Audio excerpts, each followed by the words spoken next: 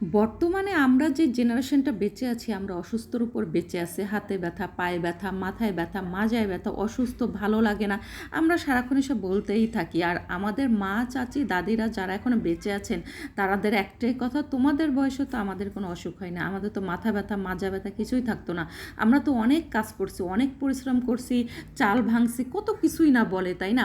আসলে আমরা যারা এখন এই জেনারেশন মানুষগুলো, আমরা যারা ছোট থেকে বড় হয়েছে, আমরা আসলে কি খেয়ে বড় হয়েছি বলেন? বর্তমানে আমরা তো তাও 90 দশকের মানুষ, আমরা কিছুটা ভালো খাবার খেয়ে বড় হয়েছে, এখন হয়তো পাচ্ছি না। কিন্তু এখনের যারা জন্ম বা যারা বড় হয়ে উঠতেছে, এই বাচ্চারা কি খায় বলেন? সব অস্বাস্থ্যকর খাবার।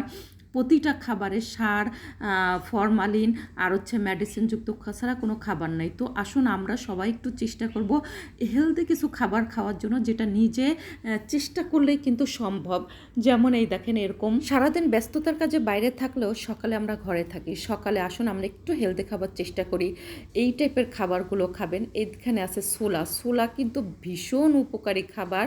হ্যাঁ, আপনার শক্তি যোগাবে। এখানে হচ্ছে আপনার এটাকে বলে মেথি ভিজানো পানি। সকালে খালি পেটে 1 গ্লাস মেথি ভিজানো পানি খাবেন, দেখবেন সারাদিন আপনার গ্যাস কি জিনিস থাকবে না। 2-1 মাস খাওয়ার পরে আপনার গ্যাসের ওষুধই লাগবে না, বুঝছেন? এভাবে অবশ্যই প্রতিটা মানুষের এভাবে হেলদি খাবারগুলো নেওয়া উচিত। বেছে অবশ্যই সবাই সব খাবারগুলো নিতে পারে না, শারীরিক কিছু সমস্যাও থাকে। তো যেই খাবারটা স্বাচ্ছন্দ্য বোধ করবেন, খেয়ে মানে মজা পাবেন, তার অবশ্যই সেই ধরনের খাবারগুলো খাওয়া উচিত বেছে। তো সবারই উচিত কিছু না কিছু হেলদি খাবার খাওয়ার জন্য, যেটা মানে আমরা একটু চেষ্টা করলেই কিন্তু সেটা কিন্তু গুছিয়ে ঘরে আনা সম্ভব, বাইরে থেকে দেখে শুনে কিনে। তো এই টাইপের খাবারগুলো খাবেন, বুঝছেন? দেখেন, এইটা হচ্ছে রাতে 1 গ্লাস পানির ভেতরে এমন মৌরি আর হচ্ছে লবঙ্গ ভিজিয়ে রাখবেন। এটা শরীরের জন্য ভীষণ উপকারী। নাস্তা খাওয়ার পরে 1 গ্লাস খেয়ে নেবেন, বুঝছেন? এটা মানে লবঙ্গটা অবশ্যই গ্যাসের কাজ করে, আর মৌরিটা তো অবশ্যই হেলদি খাবার।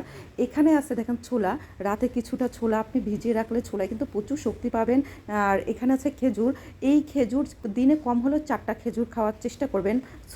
আপনার সুগারের ঘাটতি পূরণ করবে, প্লাস আয়রনের ঘাটতি পূরণ করবে। তিলটা কিন্তু খুবই উপকারী এবং খুবই ক্যালসিয়াম।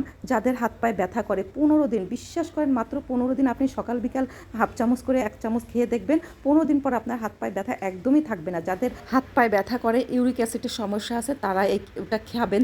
তিলে প্রচুর ক্যালসিয়াম, আপনার হাত পায়ে ব্যথা কমাবে, ক্যালসিয়ামের ঘাটতি পূরণ করবে।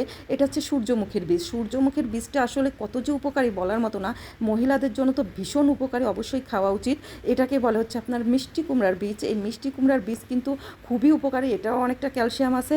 আসলে মহিলাদের কিন্তু এই টাইপের বীজ খাওয়া ভীষণ জরুরি, কারণ এই টাইপের খাবারগুলোয় খুবই উপকারী এবং মহিলারা প্রচুর ক্যালসিয়ামের ঘাটতিতে ভোগে, কারণ এরা দিন রাত 24 ঘন্টা সংসারে যে পরিমাণ পরিশ্রম করে। তো সবারই উচিত এই ধরনের হেলদি খাবারগুলো খাওয়ার জন্য। আরও কিছু খাবার এখানে ছিল, অ্যাড করতে মনে নেই। সেটা হচ্ছে আপনার কাঠবাদাম, কাজু বাদাম, কিশমিশ, তারপর হচ্ছে কালিজিরা। এই ধরনের খাবারগুলো খাবেন সবাই। ভিডিওটি ভালো লাগলে শেয়ার করে দিবেন।